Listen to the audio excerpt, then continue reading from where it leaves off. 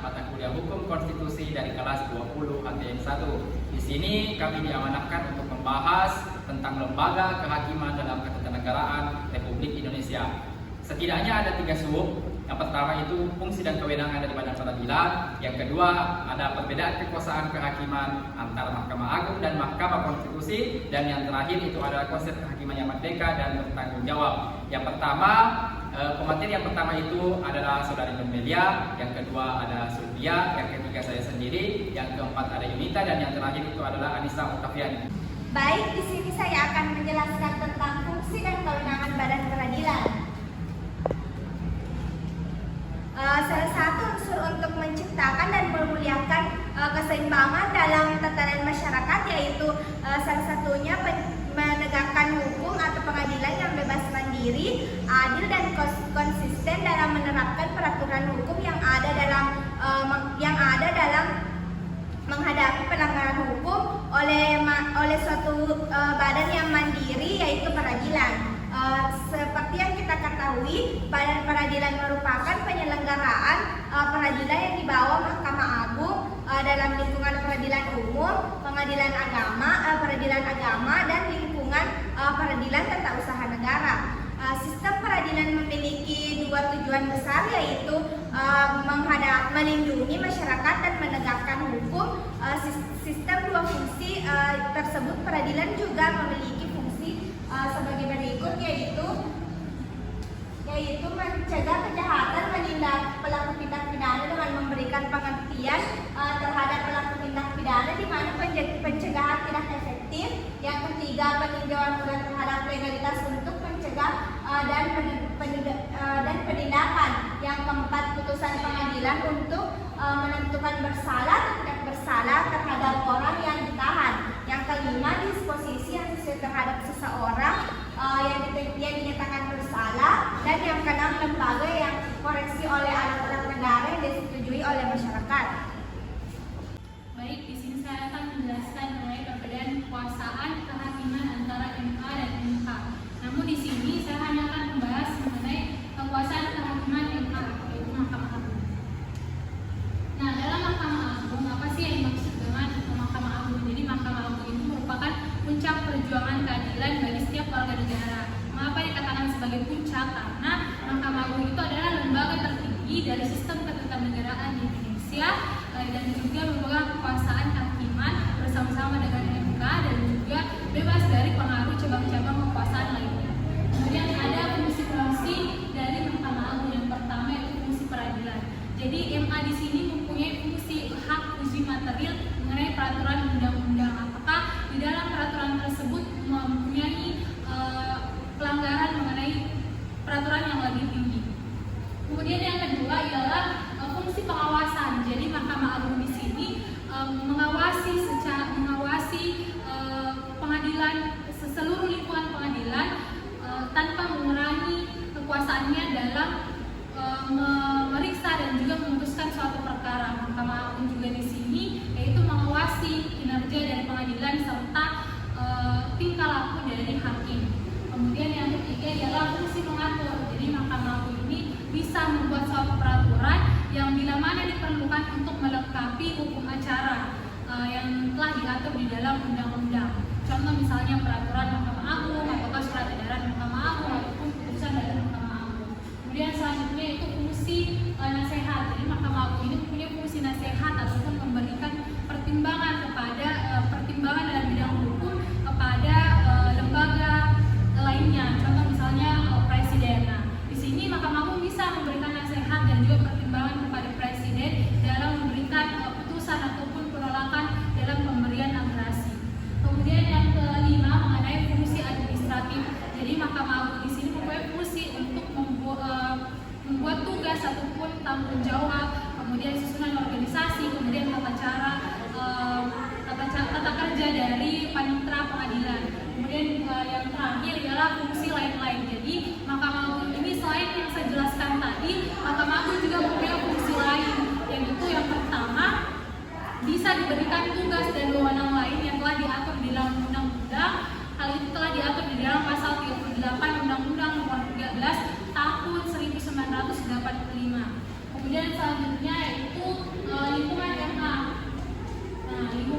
itu ada lingkungan peradilan umum, peradilan agama, peradilan tata usaha negara, peradilan militer.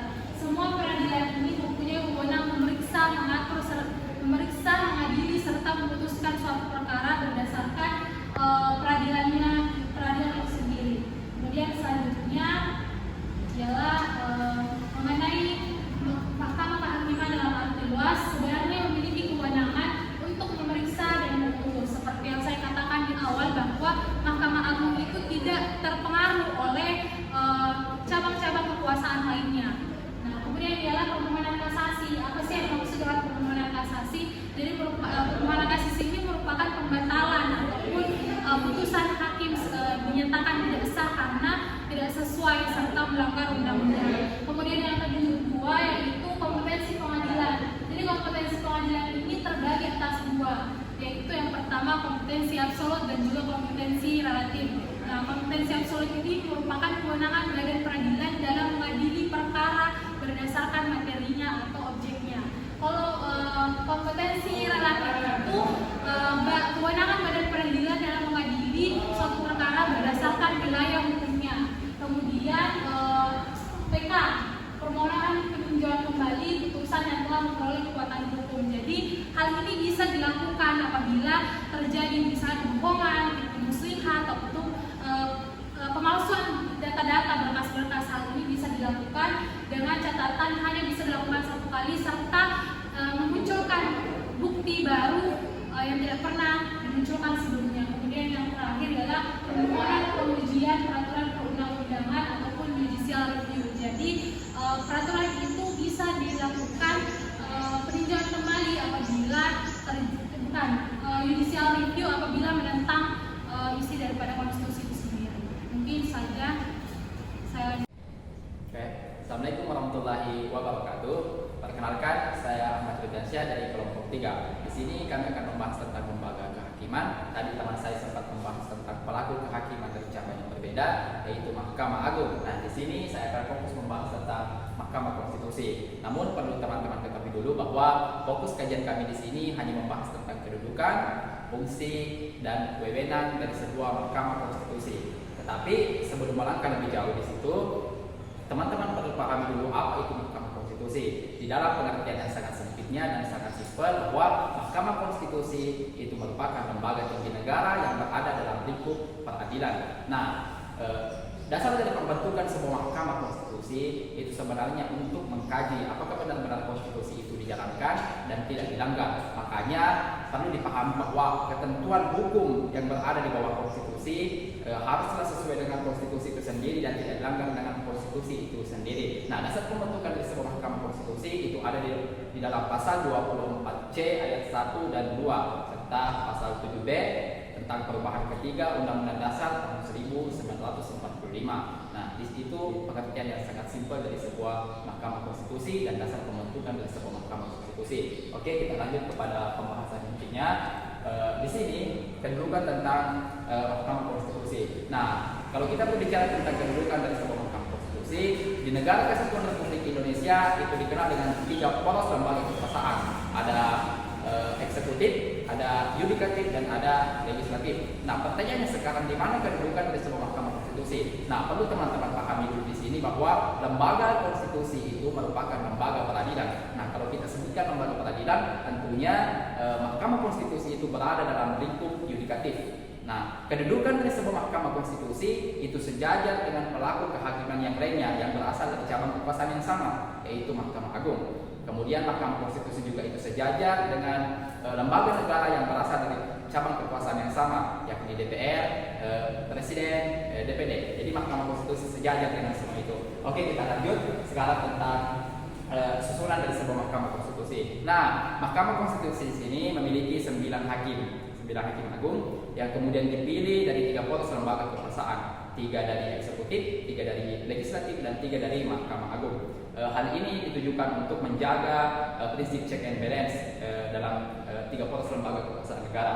Oke, sekarang kita lanjut ke poin yang selanjutnya, fungsi dari sebuah Mahkamah Konstitusi. Nah, dapat dilihat di sini bahwa fungsi Mahkamah Konstitusi yaitu seperti judicial review. Namun ada beberapa fungsi lain yang sengaja kami tidak masukkan di sini dan kami akan jabarkan satu persatu. Nah, fungsi dari sebuah Mahkamah Konstitusi di sini yang pertama itu the guardian of the Constitution. Di dalam bahasa kita itu sebagai pengawal dari konstitusi. Seperti yang kita agungkan di dalam Negara Kesatuan Republik Indonesia, kita mau menciptakan semacam supremasi konstitusi. Nah, salah satu wujud untuk mengimplementasikan yang namanya supremasi konstitusi itu kita membentuk suatu mahkamah yang memang ditugaskan untuk mengawal dari konstitusi sendiri, untuk memastikan apakah konstitusi itu benar-benar hidup atau mati, begitu. Kemudian yang kedua, the final interpreter of the constitution. Nah, ini yang menarik. The final interpreter of constitution itu sebagai penafsir dari konstitusi. Apa yang ditafsirkan yaitu pasal-pasal yang ada di dalam konstitusi. Jadi ketika Mahkamah Konstitusi sudah menafsirkan bahwa misalkan pasal 1 ayat 3 Undang-Undang Dasar tahun 1945, Indonesia itu merupakan negara hukum. Sebenarnya kita bisa memberikan semacam spekulasi yang umum tentang apa itu negara hukum, tetapi finalnya dari penafsiran itu ada di Mahkamah Konstitusi. Mahkamah Konstitusi yang berhak untuk menafsirkan secara final. Ketika Mahkamah Konstitusi sudah mengatakan bahwa negara hukum yang dimaksud dalam pasal ini ayat 3 itu seperti ini, maka itu penafsiran yang sah, tidak bisa diganggu-gugat karena memang itu merupakan fungsi dari Mahkamah Konstitusi. Kemudian yang ketiga itu adalah the practical of human right. Di dalam konstitusi kita, teman-teman sekalian perlu dipahami bahwa banyak sekali pasal-pasal yang membahas tentang hak asasi manusia. Nah, tugas dari sebuah Mahkamah Konstitusi itu adalah untuk mengawasi terjadinya hak asasi manusia itu. Apakah sewaktu-waktu terjadi pelanggaran, Mahkamah Konstitusi hadir di situ untuk membela hak-hak dari warga negara. Kemudian yang keempat, mungkin yang terakhir, itu adalah the protector of democracy. Sebagaimana yang kita ketahui bahwa bentuk pemerintahan yang diambil oleh negara Republik Indonesia itu adalah bentuk pemerintahan demokrasi. Di dalam pengertian yang sangat sempit, demokrasi itu merupakan bentuk pemerintahan yang berasal dari rakyat untuk rakyat. Nah, Mahkamah Konstitusi di sini hadir untuk menyimbangi atau memberikan semacam atmosfer atau penyeimbang dari demokrasi yang berada di dalam negara kita. Kemudian kita lanjut kepada kewenangan dari sebuah Mahkamah Konstitusi. Nah, dapat teman-teman lihat di sini bahwa sesuai dengan ketentuan pasal 24C ayat 1 itu Undang-Undang Dasar Negara Republik Indonesia tahun 1945 dan pasal 10 Undang-Undang Mahkamah Konstitusi. Mahkamah Konstitusi di sini mempunyai 4 kewenangan konstitusional, yaitu dapat dilihat yang pertama menguji undang-undang terhadap Undang-Undang Dasar. Jadi ini yang umum kita ketahui yang disebut dengan judicial review. Nah, ketika misalkan ada undang-undang atau semacam regulasi yang diciptakan oleh legislatif yang dianggap bertabrakan ataupun bertolak belakang atau paradoks dengan isi dari Undang-Undang Dasar sebagai hukum tertinggi, maka kewenangan dari sebuah Mahkamah Konstitusi melakukan judicial review atau pengujian kembali terhadap undang-undang yang bermasalah itu. Kemudian yang kedua, memutus sengketa kewenangan lembaga negara yang kewenangannya itu diberikan oleh Undang-Undang Dasar. Nah, di Negara Kesatuan Republik Indonesia ada banyak sekali lembaga negara yang memang lahirnya itu diamanatkan oleh Undang-Undang Dasar. Contohnya Mahkamah Agung dengan Dewan Perwakilan Rakyat itu diamanatkan oleh Undang-Undang Dasar itu sendiri. Nah, ketika terjadi sengketa antara kedua lembaga negara ini, Mahkamah Agung dengan Dewan Perwakilan Rakyat itu yang menyelesaikannya atau yang mengadilinya itu adalah Mahkamah Konstitusi. Gitu. Kemudian yang ketiga, memutus pembubaran partai politik. Nah, kalau misalkan ada partai politik di sini yang mau dibubarkan, tidak ada lagi yang bertanya yang akan kita tempuh, apakah di pengadilan negeri atau di Mahkamah Agung. Tidak, jawabannya itu adalah di Mahkamah Konstitusi, karena Mahkamah Konstitusi lah yang berwenang untuk membubarkan partai politik. Kemudian yang terakhir, memutus perselisihan tentang hasil pemilihan umum. Nah, di dalam melaksanakan yang tadinya saya sebutkan demokrasi, yang paling umum dikenal itu adalah pemilu atau pemilihan umum. Nah, nantinya ketika ada semacam sengketa tentang hasil dari pemilihan umum, maka yang berhak untuk mengadili atau menyelesaikan sengketa itu adalah Mahkamah Konstitusi. Mungkin cukup sekian yang dapat saya sampaikan dari pemaparan dari sebuah Mahkamah Konstitusi. Mohon maaf apabila ada kekurangan. Assalamualaikum warahmatullahi wabarakatuh. Baik, terima kasih atas kesempatan yang saya berikan. Selanjutnya saya akan melanjutkan materi mengenai konsep kehakiman merdeka bertanggung jawab, yang dimana materi yang akan saya paparkan di sini mengenai konsep kehakiman merdeka. Nah, di sini kekuasaan kehakiman merdeka menurut Alexander Hamilton dalam The Federalist menjelaskan independensi judisial ini dengan mengilustrasikan perbedaan antara kekuasaan yang dimiliki oleh tiga cabang, yaitu yang pertama di sini yaitu the least democracy, the political rights of the constitution.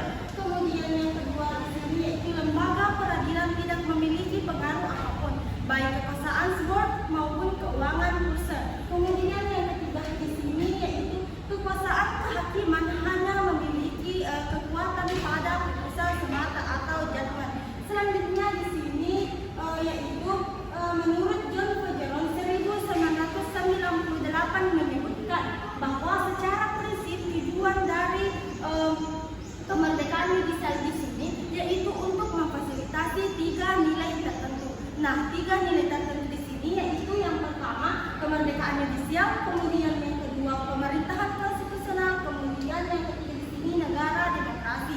Nah, yang pertama di sini kemerdekaan judisial. Kemerdekaan judisial di sini yaitu kondisi yang sangat diperlukan untuk memelihara negara hukum. Kemudian yang kedua di sini yaitu pemerintah konstitusional. Nah, yang dimana pemerintah konstitusional di sini merupakan negara yang secara konstitusional yang memiliki legitimasi yang tinggi yang harus ditegakkan, yang dimana pengadilan harus memiliki wewenang untuk menjalankan tugas untuk memutuskan hukum yang telah diajukan. Kemudian yang ketiga di sini adalah negara demokrasi, yang dimana negara demokrasi di sini merupakan dimana pengadilan harus memiliki otonomi yang kuat untuk menolak godaan yang diberikan, yang dimana negara demokrasi di sini harus memberikan pemegang kekuasaan baik ekonomi maupun politik. Kemudian selanjutnya di sini yaitu kekuasaan kehakiman, yang dimana kekuasaan kehakiman merupakan kekuasaan yang merdeka untuk menyelenggarakan pengadilan guna menegakkan hukum keadilan yang diatur dalam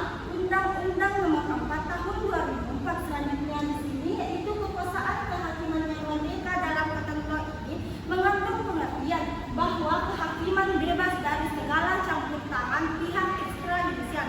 Kemudian yang terakhir di sini yaitu kebebasan dalam melaksanakan wewenang judisial di sini bersifat tidak mutlak, karena tugas hakim yaitu untuk menegakkan keadilan dan keadilan berdasarkan Pancasila, sehingga putusannya mencerminkan rasa keadilan bagi bangsa Indonesia.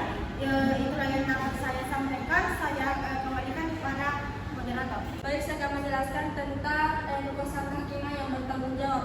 Kekuasaan kehakiman yang bertanggung jawab di sini dijelaskan pada pasal 1 Undang-Undang Nomor 39 Tahun 2004. Di sini dijelaskan bahwa sekalipun memiliki kekuasaan kemerdekaan, tetapi dalam melaksanakan tugasnya hakim harus bertanggung jawab untuk menegakkan hukum dan keadilan. Artinya kebebasan judisial tidak bersifat mutlak, tetapi harus dapat dipertanggungjawabkan kepada rakyat Indonesia.